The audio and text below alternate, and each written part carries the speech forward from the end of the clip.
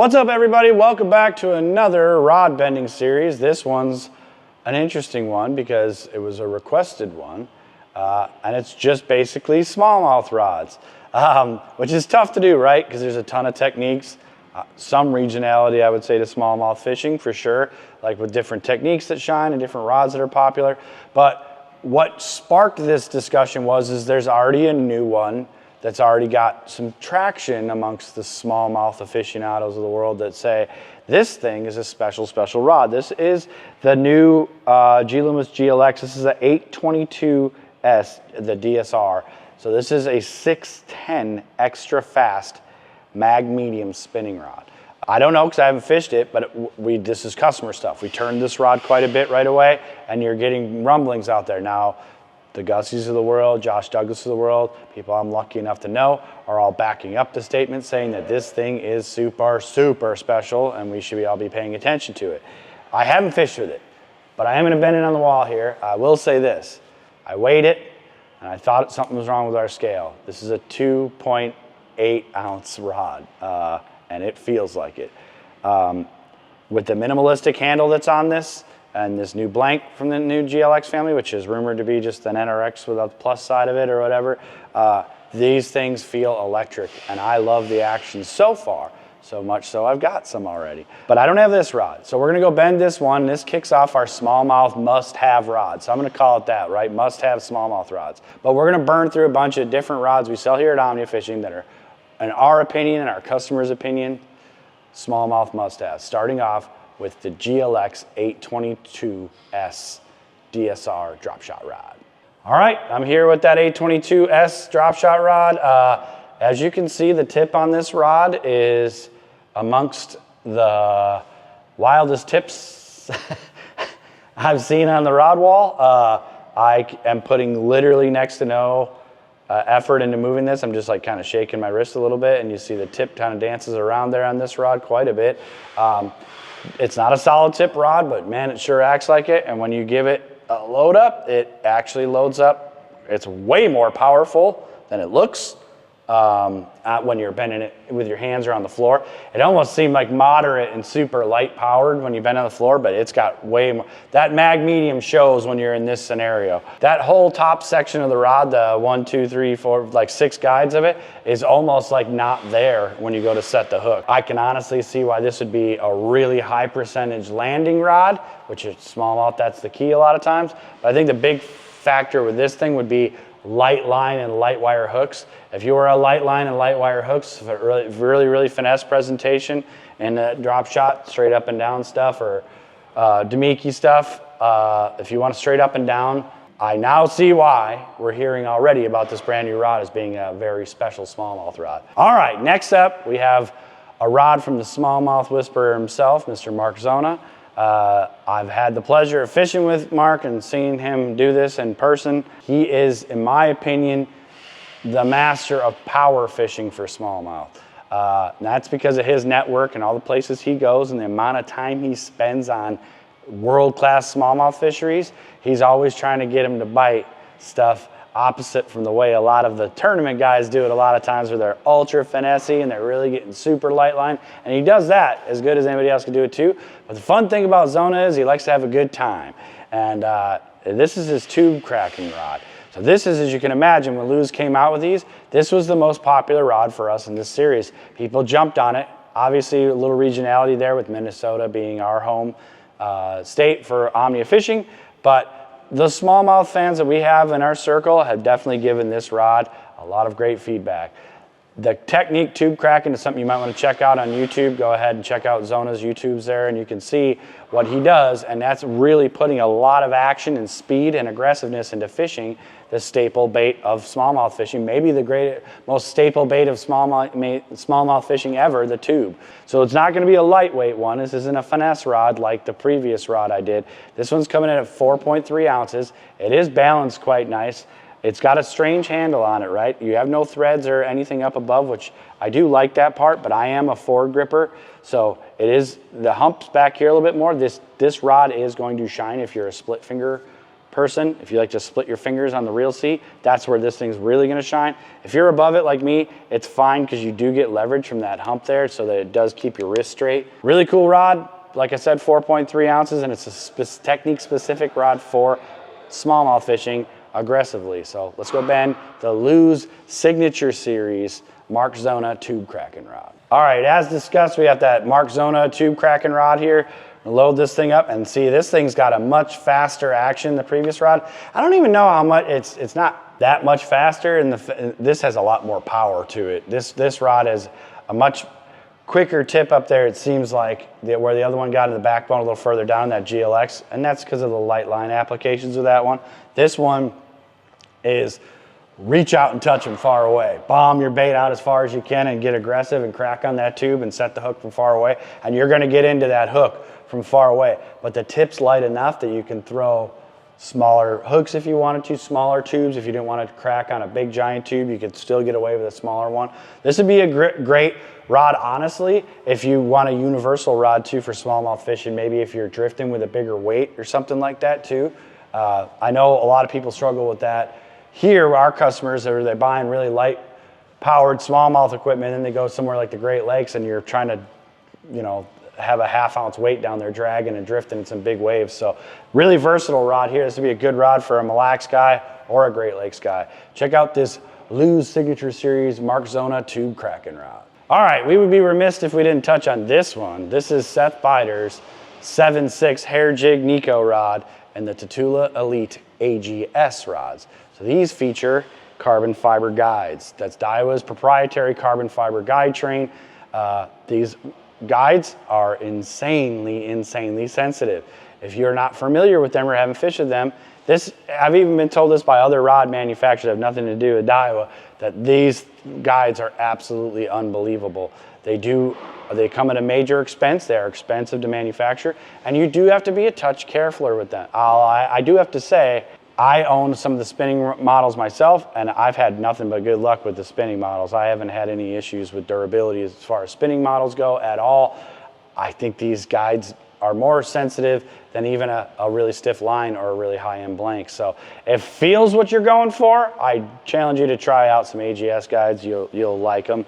This rod is a staple for a reason, right? Seth's affiliated with Omnia. He obviously put a lot of smallmouth techniques on the map there on a national scale to show people what was going on. Hair jig right away, even though nowadays he's favoring Chris Johnson's hair jig rod for that exact technique. But this one has become more of a smallmouth staple as far as being a versatile all-around smallmouth fishing weapon. If you want to throw a drop shot on a longer dropper, this would be a great rod for that. Ned rigging at a distance, this is a rod for that. Scoping at a distance, which you're seeing happen a lot now. If you want a long rod for scoping where you're making super long casts of those fish, this has been a great rod for that because it's insanely light. This thing came in at 3.8 ounces. So 3.8 ounces, so it came in under 4 ounces. It does have a foregrip on it, and I will tell you, the way you hold this rod, it does feel like the tip section is very light and alive. You don't feel it, the weight on it. It's not tip heavy at all. It's balanced out beautifully. You get a nice reel on this thing, which I would suggest a larger size, like a 300, this being a 300, 3,000 or 4,000 size spinning reel, and this thing's gonna balance like a dream, cast a mile, and fight fish beautifully. Lots of smallmouth techniques come into play on this one, and it is why it's considered a staple amongst the smallmouth rods. Let's go bend the Seth Fighter Tatula Elite AGS rod. All right, so I'm here with this Tatula Elite AGS, the Seth Fighter rod. This is his hair jig and Nico rod, but it can do a lot of stuff. Honestly, it can do a lot of stuff, and we're finding that out the more people buy these things and use them. It is a smallmouth staple, possibly one of our most popular smallmouth staples. As you can see here, the rod's plenty fast up in the tip section, but it is not insanely razor fast that you couldn't get away with really lightweight applications. If you want to go really small, this rod will handle it. But this rod isn't too soft that you can't get into maybe a bigger weighted drop shot on a drift, or even some tubes with some decent sized weights in them. It depends on what you're going for. I know heavy Neds have become a thing on the Great Lakes as well. Lots of different applications for smallmouth where this thing would shine. One of them that comes to mind for me that we started doing a little bit with this rod that I had a lot of confidence with was spy baiting. This rod does really well at that. And pendulum, however you want to say that, swim bait fishing with tiny little swim baits, that pendulum motion back to the boat. I had a lot of luck using this at like Sturgeon Bay one year when we went out there. This is a great rod for that. My landing percentage was high, but it was, I'm talking the really small swim bait heads, light wire hooks, that kind of stuff. So if you're looking for finesse applications, you want to throw way out there, but still be versatile enough to fish decent sized weights for some bottom contact stuff, this is a killer rod for all those applications. If there's a smallmouth staple rod that I've bent so far that's the most versatile, might be this one here. Check out Seth Biter's Tatula AGS Elite Rod. All right, next up we have a controversial one here because it's brand new-ish, but I've heard a lot about this rod. It's a topic actually I saw Bassmaster touch on recently. It's no secret if you're a smallmouth angler what I'm going to talk about next, but the Carolina rig has become a staple amongst smallmouth fishermen again. I'm not saying it never was or it wasn't for a while or anything like that, but I would say publicly you're hearing more and more and more about the Carolina rig again with smallmouth. Some of the famed smallmouth fisheries, it's taken top 10 checks. I don't know how many it's knocked down for wins, but I know it's been up there as a playing factor for smallmouth fishing. There was actually a rod in the St. Croix family that I know for a fact, in the Victory family, that I know we've sold a ton of for that specific application. We're currently out of stock, so we grabbed the physics model. This one here is actually on the Legend Tournament blank, so it's a little higher end. It's gonna feel a little bit more crisp. It has more of an unpainted feel to it as well. It's got that carbon fiber handle to it. This is a very, very polarizing handle here, as you've seen all over the internet, how people feel about these. But this is true carbon fiber. It is not a plastic handle, it's a carbon fiber handle. It does have TPE laid in it, so it's not slippery at all or anything like that. It is quite comfortable. And the rod does feel alive. They come at a price, but if you're looking to be offshore, feeling around, you want to check out this rod. Obviously, if you want to save yourself some money, I would look at it in that Victory lineup because that's a screaming deal for a US made rod as well. But if you're on the higher end, if you're a bougie angler, you might want to check out this physics version here. But I had to touch on something with the Carolina rig. And I know there's some rods out there from like Mega Bass, and G. Loomis, and Daiwa, and Shimano, and blah, blah, blah, so on and so forth, that are really popular C-rig rods or bottom contact casting rods. That's one of the series I'm going to ask you guys for your input on. Throw us some ideas you have of what some staple smallmouth casting rods are. We wanted to touch on this one because it is growing in popularity with us, and we know St. Croix's got an incredibly popular offshore action in this similar model, which is a 7.5 medium heavy fast. It's perfect for reaching offshore and touching them. So let's go bend the St. Croix Physics 7.5 medium heavy fast. All right, I'm here with that St. Croix Physics at 7.5 medium heavy fast action. As you can see, it's fast action. I love when the description on the blank matches how the action is on the wall. You can see this thing is really fast. I will say this, big surprise, I didn't weigh it in the front half for the first half of the video. I did on the way over to the wall here, so apologize for that, but 5.6 ounces. Let me tell you something, Kip said the exact same thing. It doesn't feel like it. People do get hung up on weight a lot, and I understand for good reason. I can be the same way at times. Balance is a big thing, and I will tell you, they definitely counterbalance these rods. The outward end of this rod does not feel heavy at all. This thing does feel super lightweight out there. I know this blank is insanely lightweight. So for a longer rod, this thing feels great. If you're looking for sensitivity way out there and some fast hook setting action far away from the boat, this would be a absolute killer Carolina rig rod. Honestly, dragging other stuff too, like a wobble head. A lot of techniques we're starting to see. I would even say this would be a great one. We're seeing a lot of it, I know, but like these heavy poop baits and things like that, you're gonna bomb one of those way out there and let it sink down there in the water column. This would be a great rod for that application as well. So cool rod from St. Croix. Like I said before, look for this same action and power in the Victory lineup if you're looking to save a little money. We're out of them when we shot this video, and I know we've sold a whole bunch for that application. Let us know below also what you think some of the staple offshore Carolina style casting rods would be for smallmouth fish. All right, we would be remiss if we didn't do a really high-end bougie one. And this one isn't just to be here because it's high-end and bougie. This probably, of all the rods I've talked about, has been talked about the most as being like the smallmouth rod amongst a lot of smallmouth aficionados. People we deal with here at Omnia Fishing, a lot of tournament anglers you all follow, or just rod snobs out there. This is the NRX 872. So this is a jig and worm rod, but it's a medium, extra fast spinning rod. It's got a really, really fast tip on it. This thing came in at 3.5 ounces. It is light. It feels light. It feels lighter than 3.5, honestly. That GLX we did earlier obviously was insanely light, but this feels a lot more versatile as far as like, I wanna put a little pressure on the fish when I hook them. Feels like a big fish rod.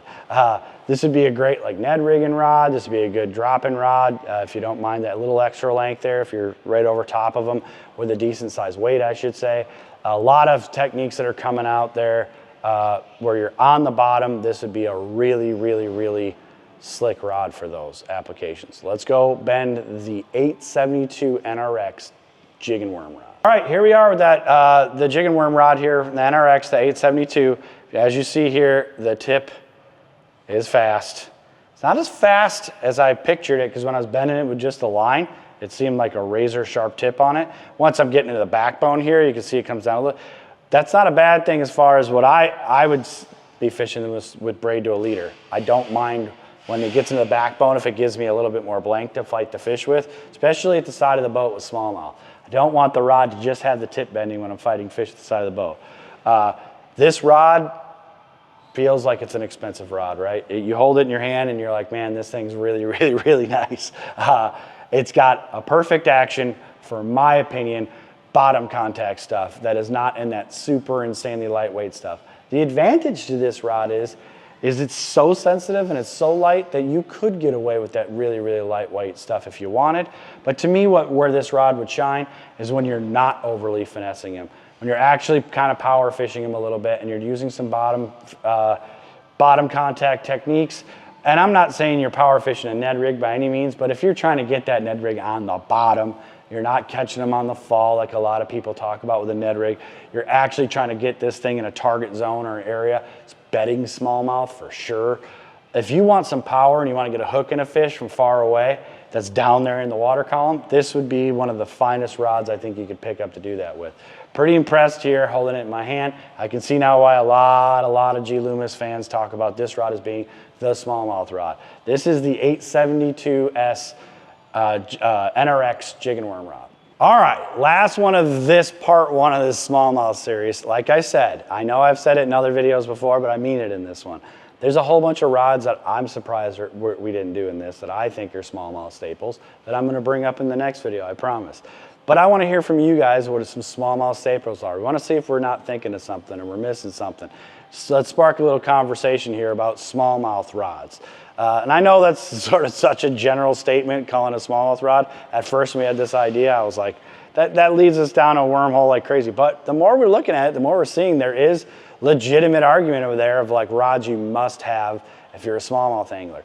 This one right here was probably considered one of the most value buys in this whole bunch, along with that Zona tube cracking rod.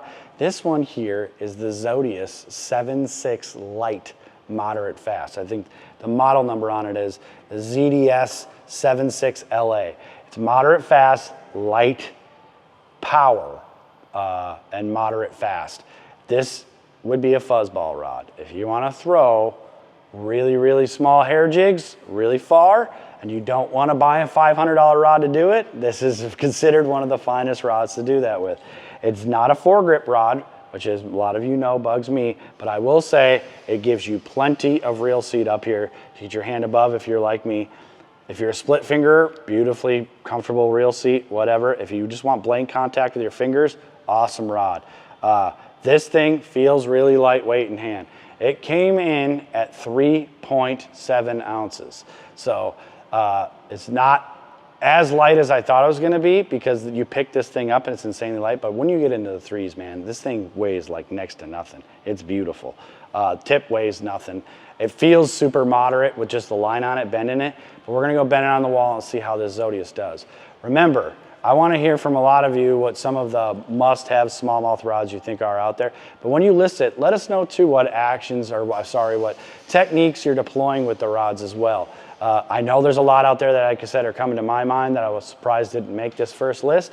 But we look at expanding this series because it does seem to be like there's some smallmouth rods out there that are a must-have. Let's help out the people that are just getting into catching brown ones. Let's go bend the Zodiac 7.6 light power, moderate fast. All right, here with our last one of this part one of smallmouth must-haves. It's been a lot of Shimano and G. Loomis in this one, I'm not gonna lie. We did have Seth Fighter's rod jump in there with that Daiwa. Obviously Zona had to throw his name or name in the hat on this one too with his signature series rod. But this one here is a screaming deal for all you hair jiggers out there. Honestly, it'd be a great little spy bait rod as well. I tend to lose a lot of fish on a spy bait, so this would be a great rod for that. Light power, moderate fast action, and man, it is moderate. It feels moderate when you're bending on the wall here. I mean that. I can feel a tip section pulling back to me on there if I lightly lift up on it. It's not fully, I get why they're saying moderate fast. There is a tip section in this rod. It isn't just a fold over. Power is, I would say, a little bit more than I thought after having some line on it, but it is light powered. If you want to get some light line and fire something really, really far, this is a really cool rod. I'm more impressed with it bending on the wall than I was on the floor with just line on it with my hands. It felt kind of moderate and actionless and just kind of like a hair jig rod that you're just going to whip a hair jig a long ways and do nothing else with. I take that back on this one. I think you could do some other stuff with it. The tip is alive enough that I think you could get away with some other light line techniques as well. I can see why this would be one of those rods listed in there. If you have somebody in your life that's getting into brown bass fishing, or you yourself and don't want to spend the big bucks, this is definitely a must-have smallmouth rod for sure. Stay tuned for more on this smallmouth topic, and like I said, please let us know what some of your favorite smallmouth rods are and what applications you're using them for.